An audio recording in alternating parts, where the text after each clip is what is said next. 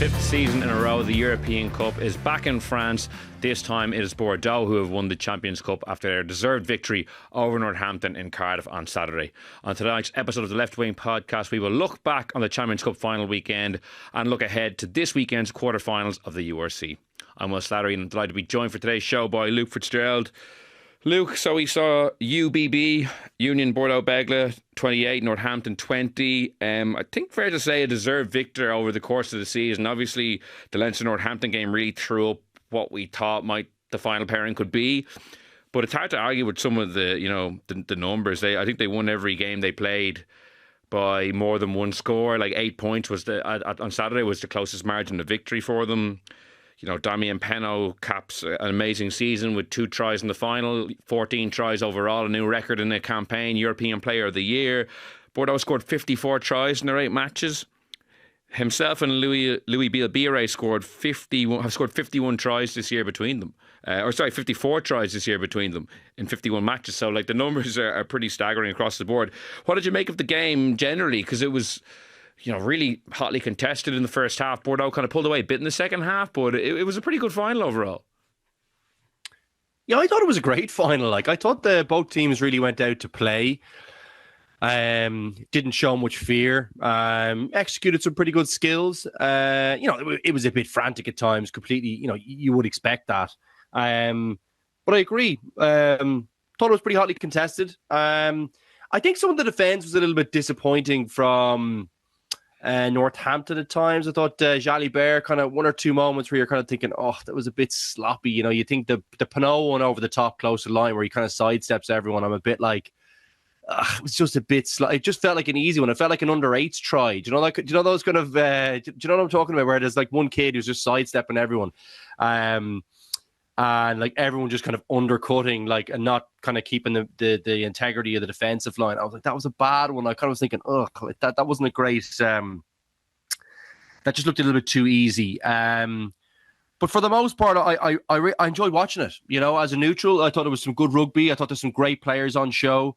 I think the 2 speedsters, they definitely are the difference makers for. Look, Jalibert was very good in the day too, but I think the 2 speedsters are the real difference makers for this Bordeaux team. They just are so dangerous. You give them a sniff of an opportunity, and they really, really punish you. So I agree with you. I think they're the correct team on the day one.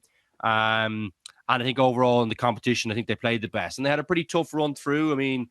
Munster were backing up a pretty tricky one. It was always going to be a big ask for Munster, but still beat Munster. Toulouse, I mean, that's still without Dupont, still a massive ask, I think, and a few others, of course, but still a massive ask. And Northampton are a very good team. They had most of their guys back. If you hit badly with injuries at times, but I think that was generally a pretty tough run through in terms of the knockout stage as well. So I think they're worthy winners, and I was delighted for them. I think. It's interesting to see now whether they can kind of go to that next step. I saw some interesting kind of commentary from Bernard Jackman on it, and he was talking about, they've got a young president in place. They've got kind of French players coming through the system. He thinks that the ambition is there at Bordeaux. The facilities and the kind of location, all that kind of stuff. Population center, etc. Should be attractive for your kind of big marquee signings. It ticks all the right boxes, Will, for this club to go on and kind of be competing fairly regularly at the top level. So I think we all watch and are watching closely to see if they can go and do that now. Yeah, I'll bring in Jonathan Bradley now. Jonathan, it's funny, I don't want to come on just after Bordeaux have won their first European Cup and kind of downplay them in any way. But at the same time, when I look at Bordeaux, I think they have 2 unbelievable wingers who create so much chaos for them. But outside of those 2 wingers, they have a great team, but I don't think their team overall stacks up with Toulouse and La Rochelle of the last few years. If we're saying 5 years in a row of French domination, to me, the other 2 teams that have come before them are probably a step ahead of them. How would you kind of assess, the teams that we've watched over the last couple of years take home this trophy? Yeah, I think that's probably a fair enough assessment, and I think that was what we really thought primarily the whole way through. We've talked throughout the season that we thought Bordeaux were probably a level below what we were considering the very, very top teams at the start of the tournament. What I think they have shown in the last two rounds, most specifically, though, is their growth as a team that can manage a game, a team that can show a bit of steel in order to do the bits of the game that we didn't think that they maybe could do, that led us to think that they were that level below. Like the way that they've sort of strangled the life out of a game. Bad choice of words, actually, given entirely accidental, but a bad choice of words given the Poirot stuff. But the way that they've been able to take the game away from their opponent in the second half, both against Toulouse and Northampton, I thought was a real step forward in the evolution of this team. Because during the pool stages and the early knockout stages, we didn't see them play like that. You know, they would get into these leads and then teams would pull them back and then they would have to almost win the game again. So I think most especially in the final, but also in the semi-final, I think we saw a huge step in the maturation of this team to be a La Rochelle, to be a Toulouse. And as you say, it's going to be really interesting to watch them in the seasons ahead, but most specifically as well in the next couple of weeks as well, because there's another title to be there for them in the top 14 too. Yeah, it's an interesting one, Luke, because when you look at Bordeaux, how they match up with, I suppose, other teams, as I said, who have come before them, teams that we would have watched play Leinster a number of times. Like, it's hard to know how Leinster would have done had they beaten Northampton, and they didn't, so I don't really want to get into that kind of hypothetical matchup of what might have been. But where do you rate Bordeaux, kind of like Jonathan was saying, versus some of the other European champions we've seen? I think they're, look, I think I covered it in that. I think they did... they played like some of the big names. I think they probably got a little bit lucky with that. Like, say, DuPont, etc.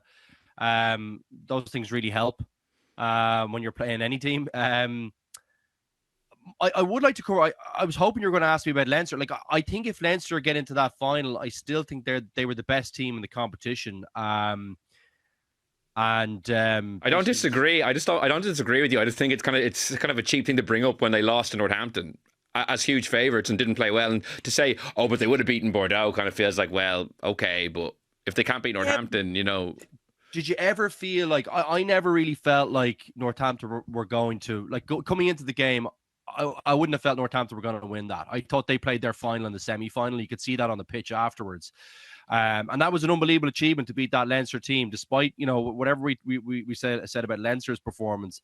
Still, to go away from home and to produce that performance was unbelievable by Northampton. But they don't look like put it this way, Northampton don't look like a Champions Cup winning team to me. They don't look good enough to be in that group. Whereas I do think that if you think about the key guys, like you think, you always have to have a great 10. And I do think Jalabert, while he was a bit flaky, he's not unbelievable. He's still an international. He's a French out half. He's still top quality. Luku is a serious operator, an unbelievable player for them. And, he probably would be on 50 or 60 caps for France if it wasn't for Dupont being there. The two wingers are absolutely world class. And I do think, Mofana particularly, I really like. He's good every time I've watched him. So physical. And I do like the look of Boros as well. Like, so there's that back line is great. I think it's probably the pack where you're kind of a little bit like, is that a Champions Cup winning pack? And probably the answer is we've definitely seen better ones, but no, I think, yeah, they deserve to be up there. I think they played their pack compete very well. They're still big, heavy. There's some good operators. Really like the hooker, your man Lamoth. I think he's an unbelievable poacher, and he's nice around the pitch. He had some lovely passing and stuff as well. So they have guys there that are exciting to watch. I just think there are definitely better teams, but not by too much. And they have that world class flair, like a kind of flavor throughout the team that you would normally see with a team that goes and wins a competition like this. So yeah, I think, yeah, they're up there. They're not of the same ilk as maybe that Toulouse team or maybe that La Rochelle team, but pretty close, I'd say. Yeah, like it's like, yeah, maybe it's cheap to talk about Leinster, but I do think Leinster would have beaten that team. Leinster wouldn't have been overawed by them. I think Leinster had a pack to take them on. I don't think they would have got the same kind of pay that they got against Northampton at certain stages, and the same some of those tries were unusual, I thought. And I just don't think Leinster in the big stage, if they play anyway close to their potential, which you'd hope they would, with all their best players out in the pitch, I don't think they'd have allowed that to happen. I don't know. They've allowed so much in so many big games. Like some of the Northampton tries they conceded. I just don't think. Yeah, maybe. Look, it's only when you mention it, I'm kind of thinking, oh, I actually really wanted to talk about that because I think. I think Leinster would have beaten them, but I couldn't really see Northampton beating them. I didn't think they had the bench to hurt them at the end, and I just don't. I know. I just they don't have the star power for me to beat them. I know that sounds like a weird thing to say, but I felt like nearly a bit of a canter in that second half. I know it was closer maybe at the very end, but it felt like a little bit of a canter, to be honest with you. And I wouldn't see that happening against a better team. Yeah, honestly. I do think Bordeaux could have won by a little bit more. Like they had a couple of 5-metre lineouts. So Northampton, to be fair, did well to snaffle and to disrupt, but I do think that they had a bit in their locker in the second half. And as you say, though, it's funny, like some of those tries in the first half were very scrappy. Like the Jalabert kick that was blocked, did he kind of scoop back and through to Penno? Like, as you say, Penno, or so Mofanan dropping that ball in the 22, it going backwards, and then... Yeah, and I do think look, it just felt like once they kind of got a nose ahead, like that there was never... They were able to kind of push their way past kind of Northampton. Northampton just didn't seem to have that next. They couldn't go to that next level to kind of break Bordeaux down. And my feeling was that I thought it looked to me like Bordeaux were going to win that game for like before and throughout and after. I don't know. I know it was very tight at certain stages, but I just kind of felt comfortable. I always felt like they had another gear they could go to. And I always thought that there was going to be a stage where like a number of stages in the game where, unless they really fluffed their lines, like I had a kind of France against England and Six Nations type outing, or the weather kind of leveled it or something, this Bordeaux team are going to have too much, particularly in the kind of key areas. Like Biabiri and Pinot, they're just a nightmare, guys. I just can't see how you keep them quiet. I know it's not traditionally seen as like kind of key positions on the pitch, but like so they're strong enough there too. But like if you have good wingers, and I always think South Africa have unbelievable wingers for the most part, and most great teams do, like good wingers that are really dangerous, that can kind of finish from everywhere. The pressure it puts on the opposition to be perfect. Like you have to be perfect for so long against Bordeaux and so switched on for any breaking ball, for any kick, anything, any of these kind of opportunities, because it's over, that kind of way. And that's what makes this a great team to me. It's not just that they're not going to bulldoze through you like a Saracens with their defense or whatever. It's not like a 15-manner, but it's just the moments. They're a moments team, and they're so hard to contain in all those moments. I don't know if I'm making a huge amount of sense. Do you know? It's almost like a Mourinho kind of sucker punch. Inter Milan, Barcelona. 10% possession. They can win those kind of games because they only need one opportunity, and Drogba's sticking it away. And obviously the I'm making the comparison with Pinot or Biabiri, if you know what I mean. As I said, the two lads have scored 54 tries between them for club and country this year. Like that's absolutely insane. And like, Jonathan, you made the point, I think it's a good one, about they did show that bit of maturity, because I remember after the Munster Bordeaux game, we had Keane in studio, he had been in Bordeaux, and I asked him, do you think a team who can like leak that many scores can ultimately win the Champions Cup? And he said no, but if you look at the semi-final, they conceded 15 points I think against Toulouse, and then against they conceded 20 against Northampton. It's not like, airtight, but it's not too bad when you can score as much as you can at the other end. Absolutely. Like, the Munster game and the Ulster game in the round before, they had similarities in the sense that, Luke talks about having that extra gear. To my mind, Bordeaux were a team that played in fifth gear in spurts and then went down to second gear, whereas against Northampton, I think we just saw them steadily enough in fourth gear. And yes, they probably did have another gear to go to, but they were consistent throughout the game, I thought, which wasn't something that we would have said about them in the earlier rounds of the competition. Maybe I'm being a bit too positive. I thought Northampton played pretty well. Like Luke, I always thought that Bordeaux were going to win both before the game and during the game, but Northampton made a better fight of it than I thought that they might. And that's not to sound too condescending, because like we are talking about a team that, while they're eighth in England, they are the English champions, and they've knocked Leinster out of the competition. But I had the fear, like Luke mentions, that semi-final was going to be their final, and they put so much into the final or the semi-final, that the final was just going to fall flat. But they had the injuries early on, which was very difficult to deal with. And then they obviously had lost Augustus before the game, and that was a big miss for them as well, I thought.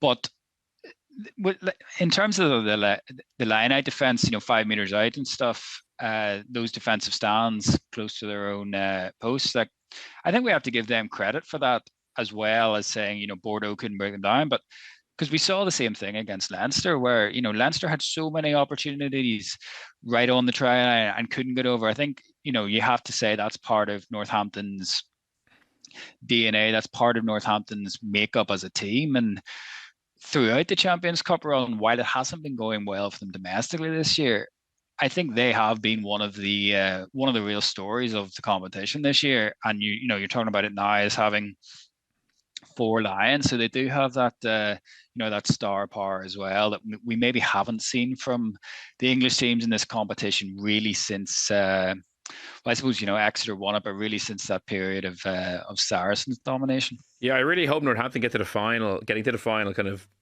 sparks a love affair with the tournament again in England. They definitely have fallen out of love. There's a sense that with the salary cap the way it is, that no team can compete at the top end. It's their first. Northampton is the first English team in a final, I think, since Exeter won it in 2020. So you're going back a long time. So I'd love if this kind of spark, maybe say Bath giving it a real go. Like if you look back on what Bath did, they're like maybe looking likely to potentially win the Premiership. They played obviously in the Challenge Cup on Friday night. They threw in the towel in Europe. Like they sent a second or third team even to Benetton and lost. And, they could have, if they'd won that game, they could have got into the knockout stages and maybe gone on a run, because I think they're a pretty good team as well. So I'd love to see maybe them take it really seriously. They've already signed Henry Arundel and Santi Carreras to bring him to what is already a very strong squad next year. So I think there is hope for English rugby. Jonathan, just get to your opinion on that. Henry Pollock incident at the end, you kind of referred to it earlier. Jefferson Pyro has been cited for kind of grabbing his throat, and I'm not sure what to make of it, because it's getting a lot of coverage in the UK, and part of me thinks like it's very minor. It's like it was quite a minor scuffle. Like, look, if he grabs him by the throat and is strangling the guy, obviously that's very serious.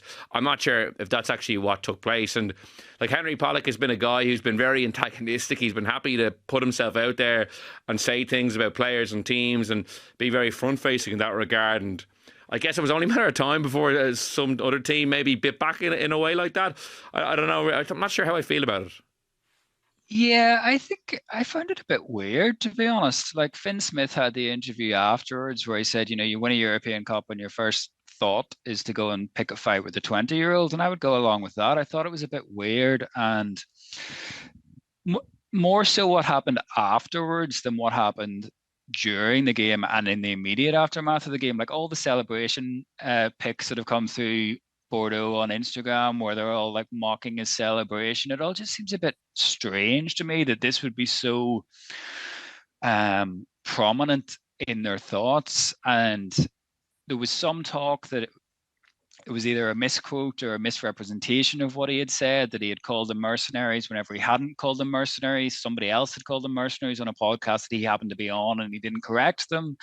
It was a whole sort of to-do in the aftermath of this game. But I find what it says about the wider game of rugby and how we market players, I find interesting, because Pollock has, like you say, put himself out there and been willing to put himself out there, and this is the backlash against it. And I would file that alongside some coverage of in the women's game that we saw over the weekend, where there was this real reveling in the fact that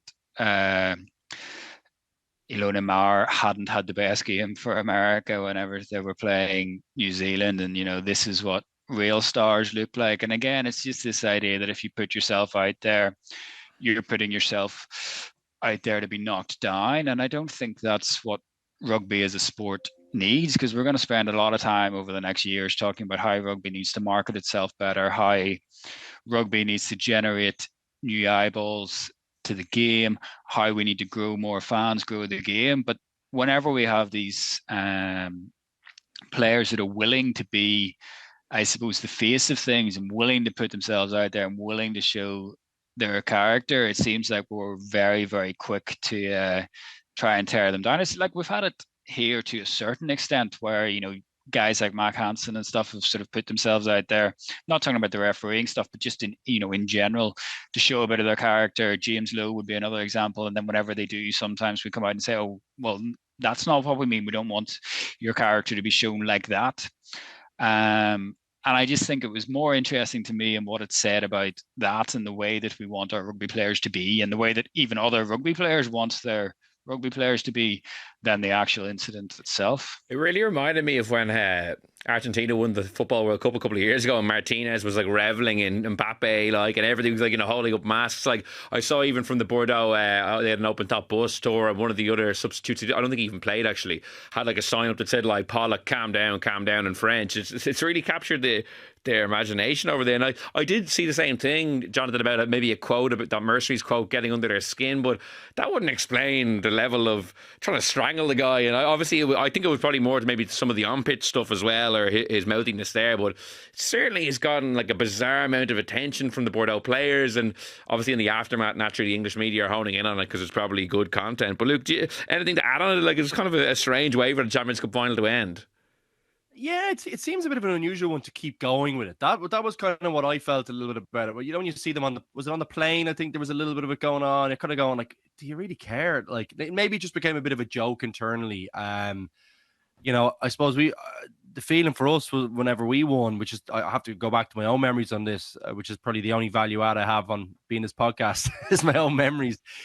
So maybe let's go there. Like, we would never have been thinking about what it meant to the opposition team or anything. It was only kind of what we wanted to do this internally. We never got any motivation really from outside, or I certainly didn't.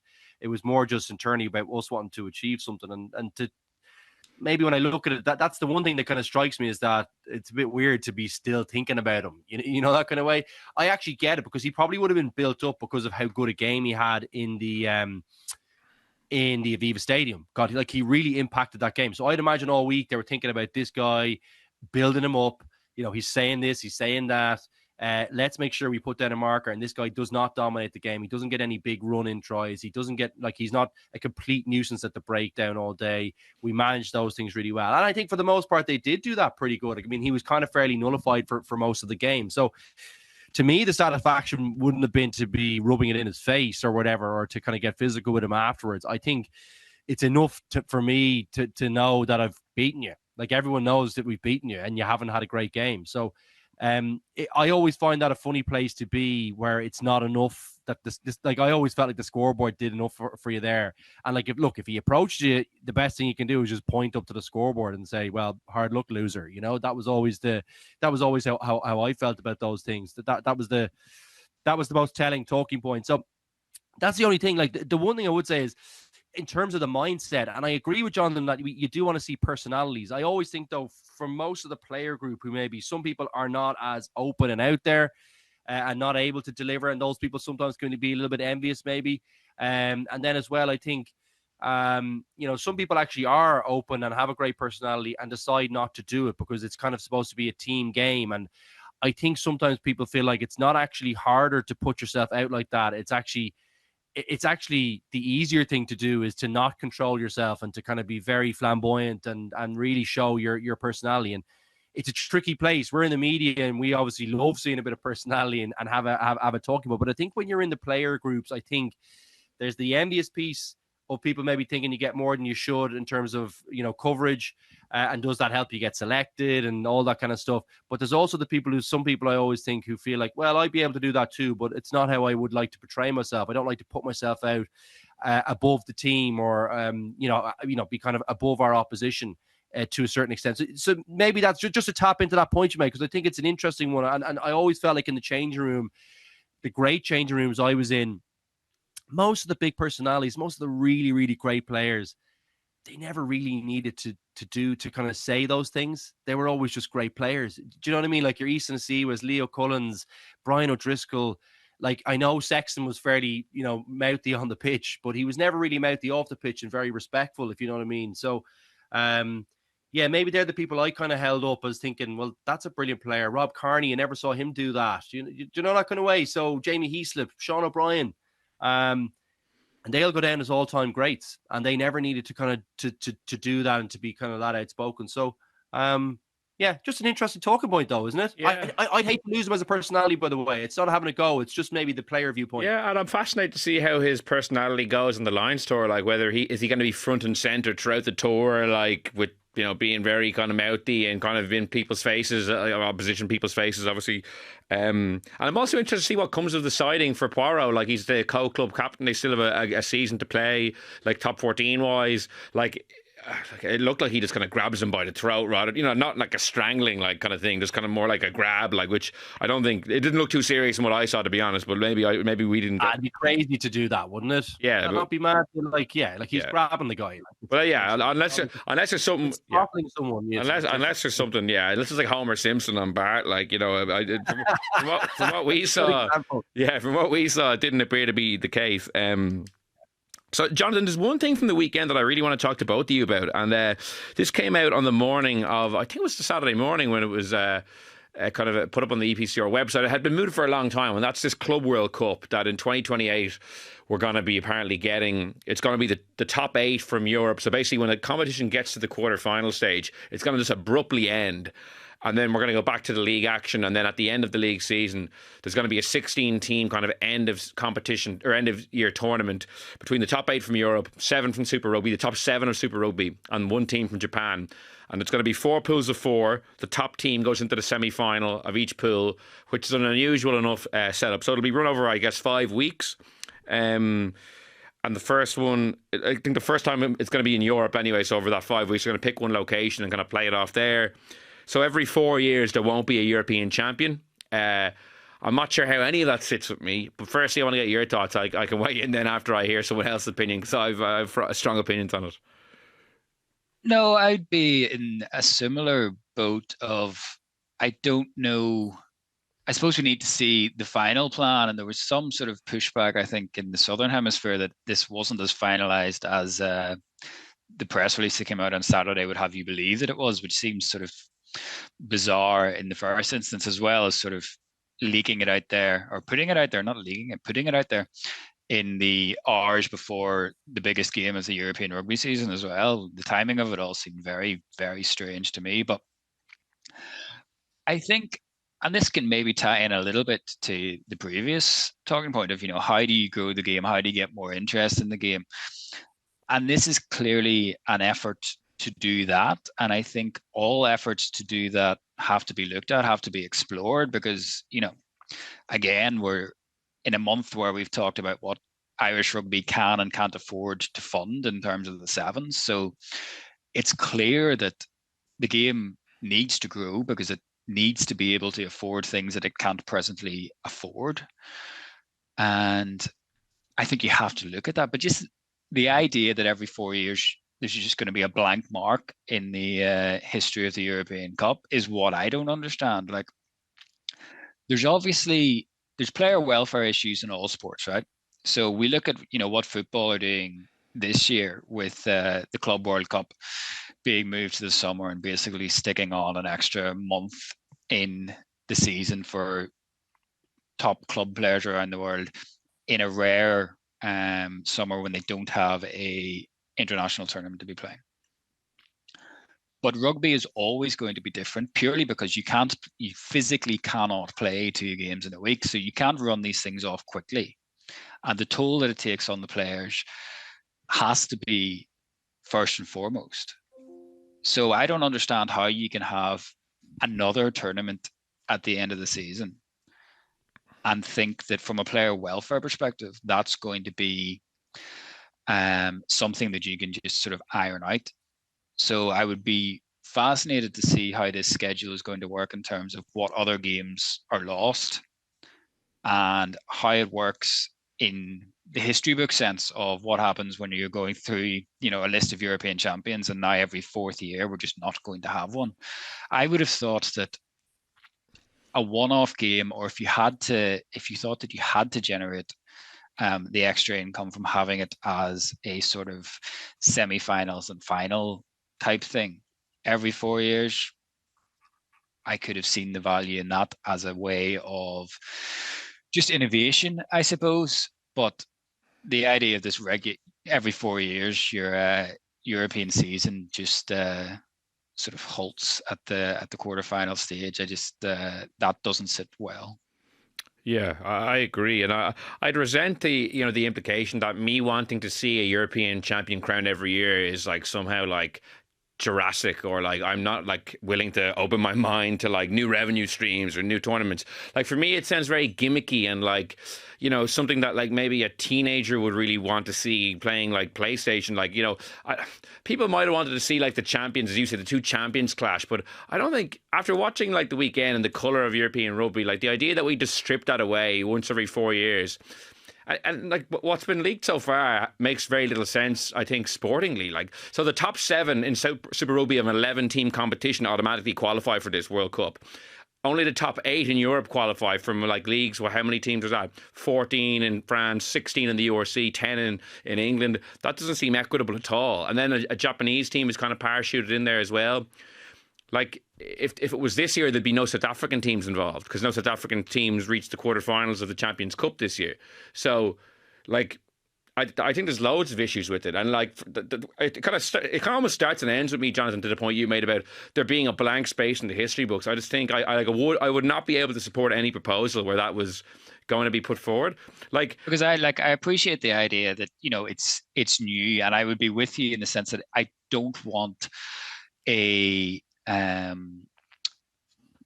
mistrust is maybe even too strong a word, but this idea that because it's not that people don't like it because it's new. I think it's that people are wary of it because of what it means for things that already exist, and those are two different things. Like, everything probably seems gimmicky at first. There were people that would have thought professional rugby was gimmicky. There were people that thought a European Cup was gimmicky, and that goes across all sports.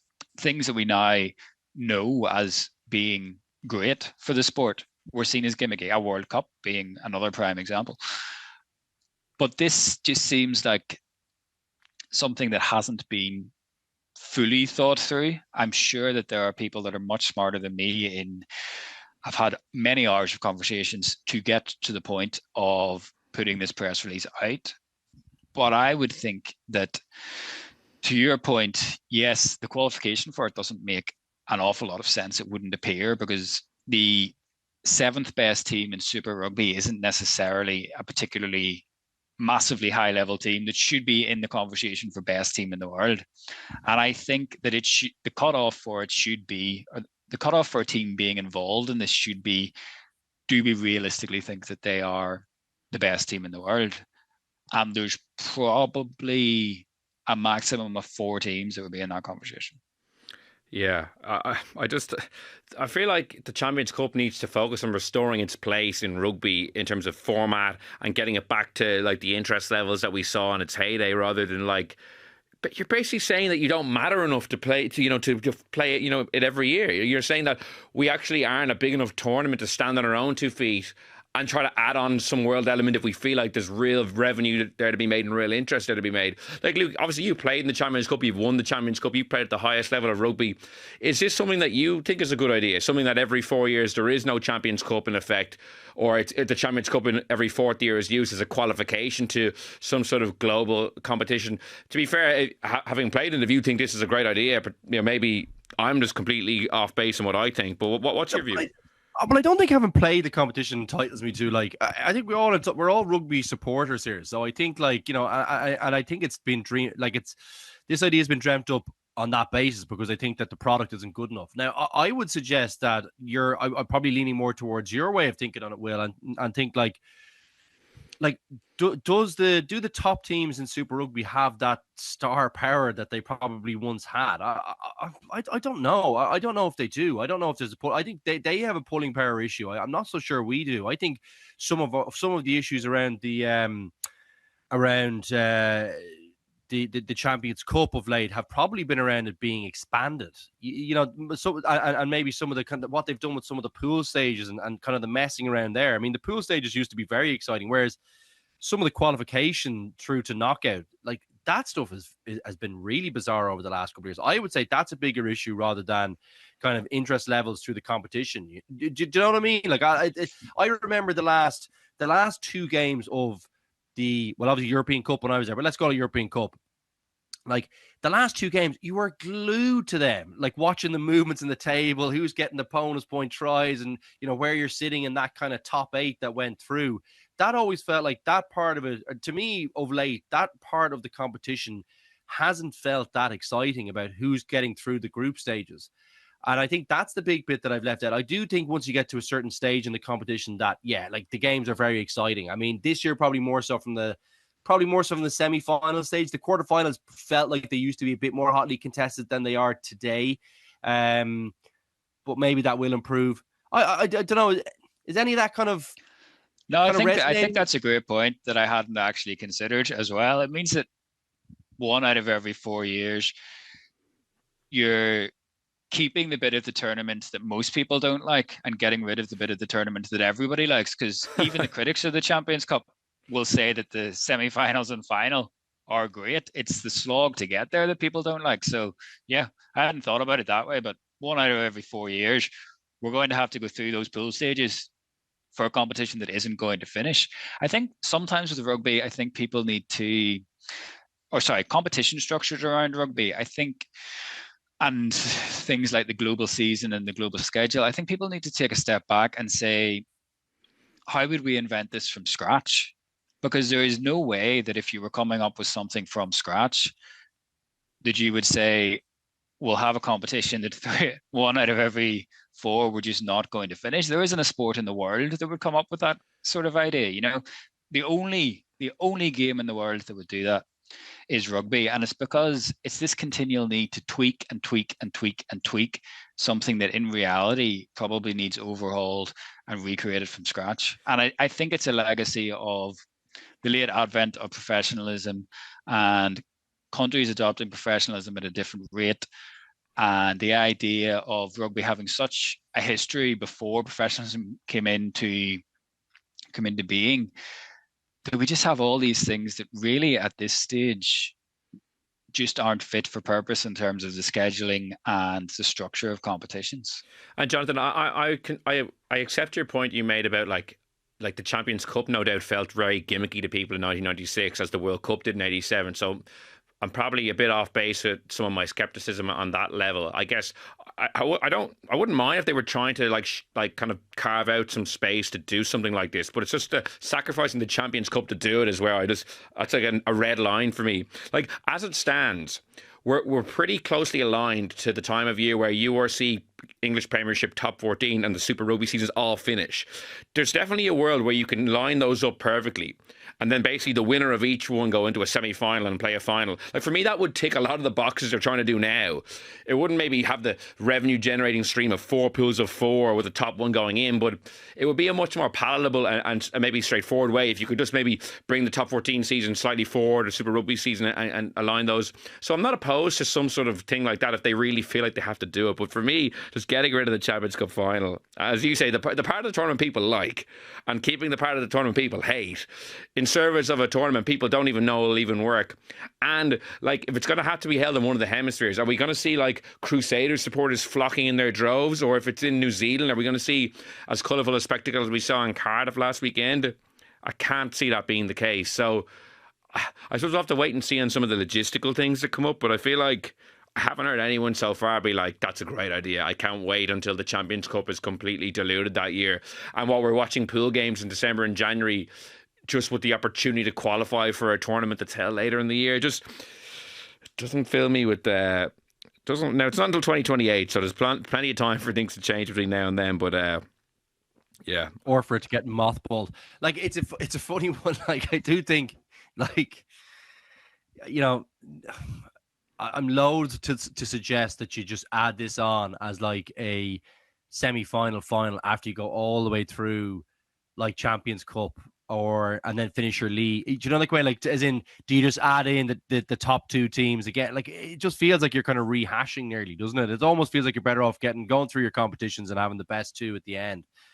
But it feels like it's very hard to line this one up logistically, guys, and I think getting the interest levels that you would get, say you get a Southern Hemisphere team, bar maybe the South Africans, because they may be a little bit more used to kind of traveling, although I don't think they travel in droves towards these kind of games, and they haven't shown the interest in the Champions Cup yet, really.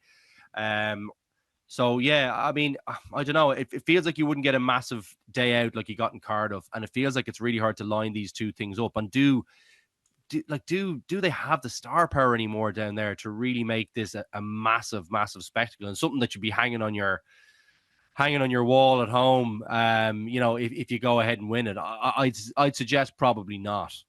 I don't necessarily like always comparing things to football, because it is obviously you're comparing two different things, because football is the most popular sport in the world. But like, if football can't make it work, I'd be very skeptical that rugby can, and that's football being able to add it on as an extra competition. But like, can you imagine the uproar if you said that every 4 years there wasn't going to be a Champions League final because there was going to be a Club World Cup final? Like, it would be madness. 25 years ago, Man United pulled out of the FA Cup to do it, and I think there was plenty of people at the time who thought that was a disgrace. But you're so right, Jonathan. Like, the World Club Cup has been operating in football for a long time, and has never generated like an iota of interest. Even the teams who've won it, the English teams who've won it, I don't think.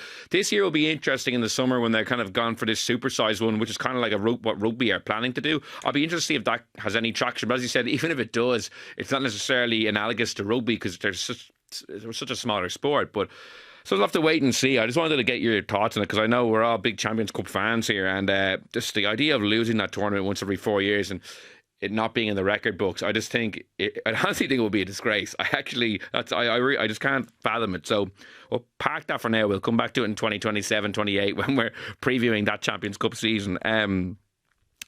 Last thing on the agenda, guys, is the URC quarterfinals this weekend. Actually, have a really nice Saturday rugby. We've Leinster Scarlet at 3 o'clock, Sharks versus Munster at 5:30. They're two of the quarterfinals. If Leinster beat the Scarlets, they'll play the winners of Glasgow Stormers. If Munster beat the Sharks, they'll play the winners of Bulls versus Edinburgh. So they're the permutations. Luke, I suppose an interesting thing going into this game is, I suppose, the fitness of Tadhg Furlong. He's been ruled out with another calf injury from this weekend. I think worryingly enough for me, he was on the bench for the Glasgow game 2 weeks ago, that scrappy one. And afterwards, Leo Cullen said that he didn't come off the bench because Tadhg had mentioned in the second half, look, I think I felt something in my calf, I think, as he was warming up. And he's only actually made 8 appearances this year, this season, 5 starts. Only started 2 matches in 2025 since Christmas.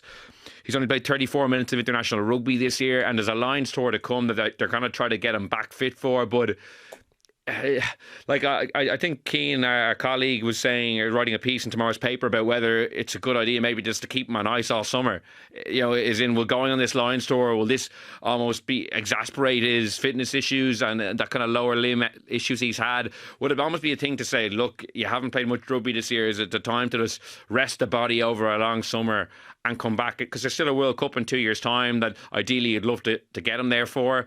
At the moment, it's hard to know if he'll be able to last until then, just with the amount of injuries he's had this season.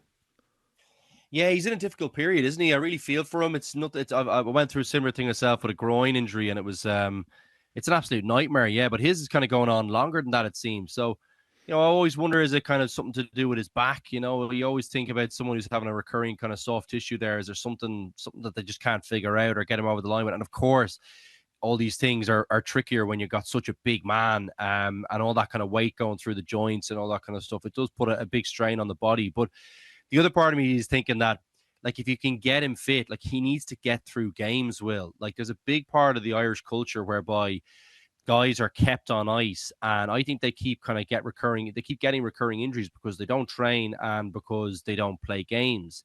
And I always found that the guys who got kind of injured the least were generally the people who trained the most and played the most for the most part. Like your Jamie Heaslip's and these guys, Jamie never missed a day of training, so you need to build up that kind of endurance in the body. So yeah, I'm torn on whether it's the right or the wrong thing. From a player perspective, you'd always be taking the risk for a Lions tour. They don't come around that often and are incredibly hard to get selected for. So there'd be no chance that he'll be, like, if he's not fit, maybe he won't go. But it'll be I think I'd always be leaving that one up to the coaches if I was the player. It's too special to miss out on. Yeah, from the Irish perspective. It's just that he's played 2 tours already, so it's not as if it's his first ever tour. He's played 2, so if there was a case of... It's a Lions tour. No, I'll stop you there. Just gonna stop you there. It's a Lions tour. I know what you're saying, Will, but no, incorrect. I'm just gonna stop you right there. You can't just throw away a Lions tour. It's like a World Cup.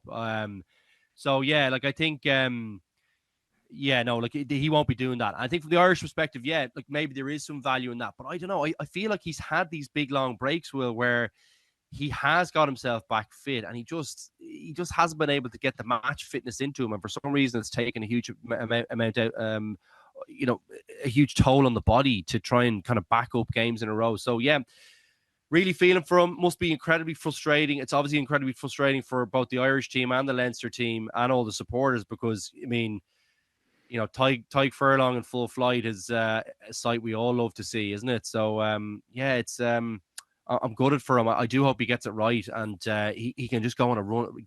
This part of your career, you want to be just playing the games, and he just can't string them together. So it's disappointing. Yeah, Jonathan, it's funny because when you go through the numbers for what he's played this year, as I said, only 8 appearances, only 5 starts, only 373 minutes this season, which is like that's so few. That's less than the equivalent of 5 matches overall, 5 8-minute outings.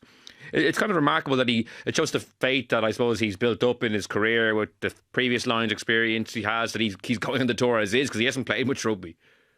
Yeah, and it's the messaging around the injuries as well. Like, obviously, it will only be those involved that really know the score. But throughout the Six Nations, we had a number of reports saying Tadhg Furlong is training well. His availability will be judged at the end of the week, and that was for the entirety of the way through the tournament. He was never ruled out early in the week, basically. So I think that maybe lends itself to the idea or the concern around it, because it gives the impression, rightly or wrongly, that there's I suppose an element of sort of what Luke was talking about with the issue of not coming off the bench last week, that they think that he might be able to go and then all of a sudden he can't. And I think that's part of the concern as well. I do love the way earlier on Luke was like, look, my playing career doesn't mean that I have any more of an opinion than anyone else, and then refrain from saying, look, as somebody that has been on a Lions tour, you're not going to give up a Lions tour. I can't believe the amount of restraint that must have taken. I had forgotten. You want to see all my rugby memorabilia is out in the bloody shed. Seriously, I'm not one of those people. But well, we'll be tapping into your Lions stuff a good bit over the next few weeks, so you can keep your powder dry on the Lions. We'll need to rely on that a fair bit in the next couple of weeks, to be fair. Okay. I'll restrain myself as much as possible. Anything Leinster Scarlets wise, like Munster Sharks, we'll touch on in more depth. But Luke, anything Leinster Scarlets wise you want to touch on? Obviously, it's funny, like the game before the Northampton one, they went to the Scarlets having rested, to be fair, their entire team. But the Scarlets showed that they have a bit about them. Like Leinster are massive favourites. I would expect them to win, but the Scarlets, they impressed me that day as well. Yeah, no, look, Will, I think the same thing applies as to kind of what we were talking about pre-Northampton. Like, this is kind of knockout rugby. Scarlets aren't the same threat that Northampton are, probably don't have the same level of belief. But I thought they showed a few things. I liked that kind of, they picked that Leinster defence apart quite well. They kind of used a version of, probably not done as well maybe, but still done pretty good of what the Bulls did to Leinster a couple of years back, where Willie LaRue really kind of stuck deep in that pocket, drew on the Leinster defenders and, used crossfield kicks and kind of picked nice passes. So they did a little bit of that, and they kind of showed Northampton, I think, maybe a way to play against Leinster. So it's different type of rugby. It's knockout rugby. If the Scarlets don't win this one, they're heading to a beach somewhere. Some might think take that as maybe a positive, but I don't think any of the players will. I think when you've come this far in the season, you're in the knockout stages, you'll want to go the whole way. So can they generate that belief that they'll need to deliver the skills to beat Leinster? Can they hang on against the power of Leinster? Or can Leinster deliver on their potential and use their bench and use their all their quality players to kind of pummel this Scarlets team into submission, which I think is probably the most likely outcome. But again, you can't underestimate teams at this stage of the competition, and I'm really pretty much, I'm sure like every other Irish and Leinster supporter, I'm going to be watching Leinster really, really closely to make sure that they finish out this season. I think is how they should. And will they eventually get over the line in this competition? I think it's absolutely essential that they do. So will they let the pressure get to them, or will they deliver? Let's see. Yeah, it'd be interesting. The team selection. I think the teams are announced at 12 o'clock on Friday. That'll be the first gauge of how they're approaching things.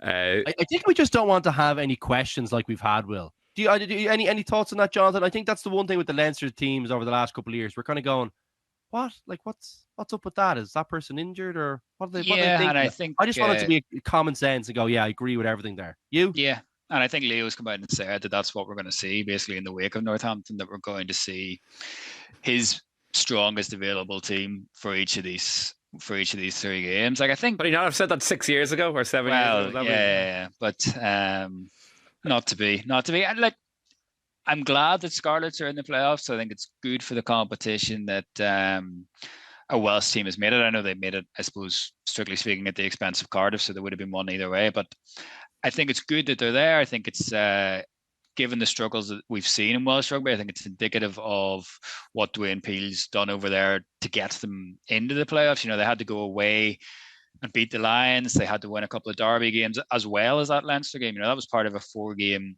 winning streak in the league. So it's an impressive thing for them to make the playoffs. It can sometimes feel like a poison chalice. You know, we remember the Leinster Glasgow quarterfinal a couple of years ago that it pretty much ended up costing Danny Wilson his job at the time. So it can be a daunting thing to sneak in an 8th and have to play Leinster. But in general, I just think it. But Jonathan, a couple of wins in a row, hard to beat teams who are winning. Seriously, saw that with Munster a couple of years back. You know, not an unbelievable team. You wouldn't say not vintage, but bloody hell, when you go on a run, the confidence and the belief it gives you. I don't know. Oh yeah, I think you're right. I think it's a good point that you make. Yeah, and if you look at the Munster Sharks game, then that's kind of the big game of the weekend, Jonathan. 5:30 on Saturday.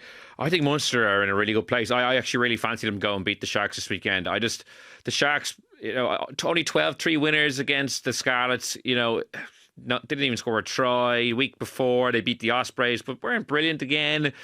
Their team sheet has a lot of talent in it. We know that. A lot of Springboks in it. We know that, but very seldom have they put together the performance that their team sheet would suggest they could do, and they will be favourites. But I just think, you know, Munster have a few bodies back on deck. They have, you know, their 2 hookers about fit. Jeremy Lockman is fit, so they have a bit more in the front row. They have Michael Milner as well, and Lee Barn, who've obviously come from Leinster. You know, kind of all their injury concerns, or most of them, seem to have kind of cleared up. You know, Kilgallen is back in the back 3 along with Nash and Abraham. Seem to have more options there. I think they're going in a really good place. Yeah, and I think, you know, Luke mentioned it there. I think they really will take an awful lot of confidence from what they did 2 years ago. They know that they can go away in the playoffs and win. They know that they can go to difficult places. And the fact of the matter is that, you know, the book's out on the Sharks now. We always talk about them as being or feeling like they are less than the sum of their parts. The fact that their team sheet never seems to equate to the performances on the pitch. Like, they must be one of the most frustrating teams in world rugby to follow.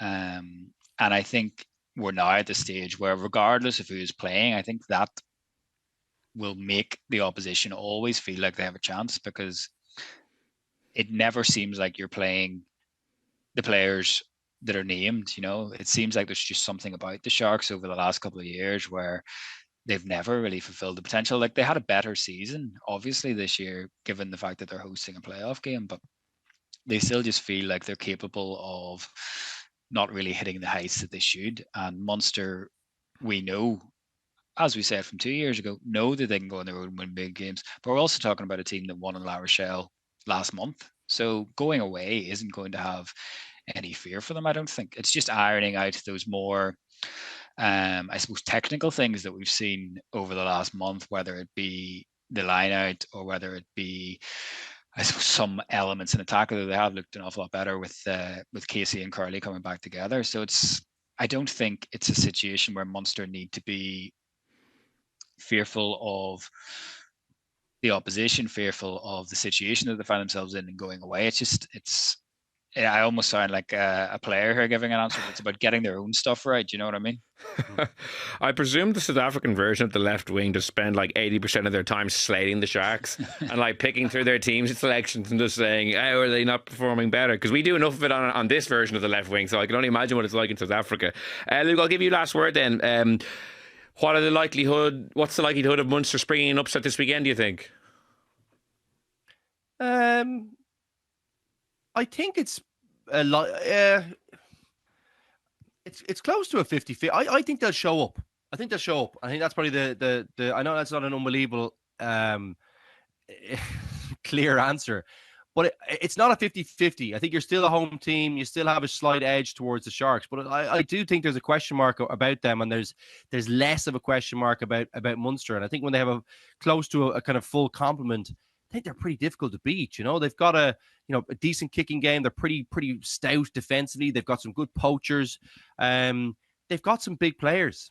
Like Munster have some big time players in kind of key positions. So and they're kind of coming to the end. There's kind of a bit of that kind of emotion is there as well. So I don't know. Yeah, I feel like it's as close to a 50-50 for an away knockout match in rugby as there is, to be honest with you.